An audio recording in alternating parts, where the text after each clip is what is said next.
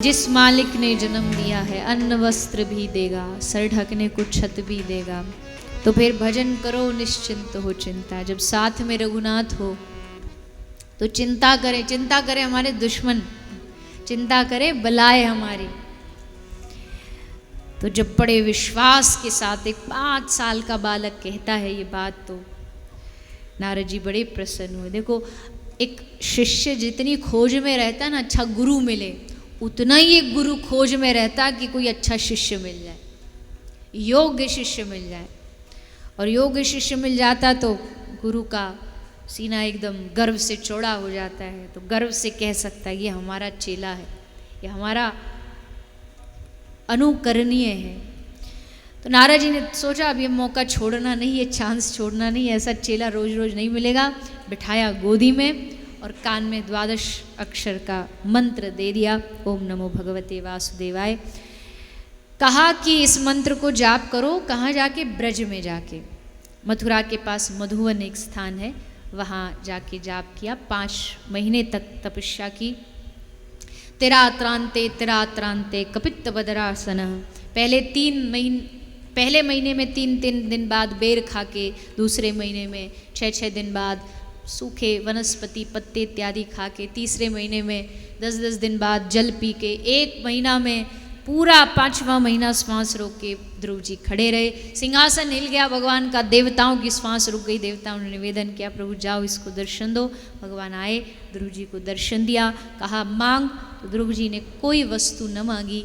भगवान ने कृपा करके ध्रुव जी को भगवत भक्ति का वरदान दिया, आदेश दिया घर जाओ, राजा बनो, अभी थोड़े कर्तव्य शेष है तुम्हारे, उसके बाद तुम मेरे धाम आओगे।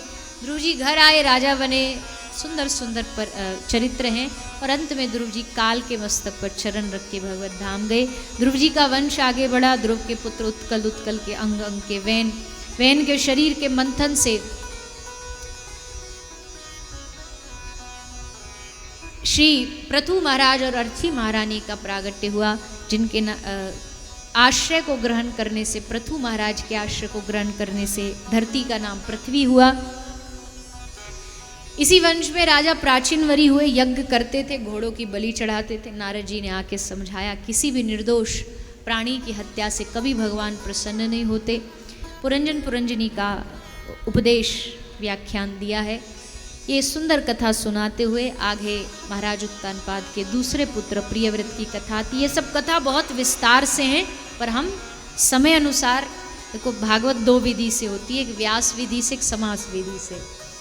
व्यास विधि से वक्ता चाहे तो पूरी भागवत 2 मिनट में पूरी कर डाले, सब ऐसा हुआ, राम जी आए, धनुष भंग किया, ऐसा किया वैसा किया। और व्यास अपनी विधि पर आए तो एक ही प्रसंग को पूरा 7 दिन भी लेकर के चल सकता है। तो ये तो अपनी समय सीमा और भाव की बात है। तो हम सब कुछ प्रसंगों को विस्तार से सुन रहे हैं और कुछ को संक्षेप में श्रवण कर रहे हैं।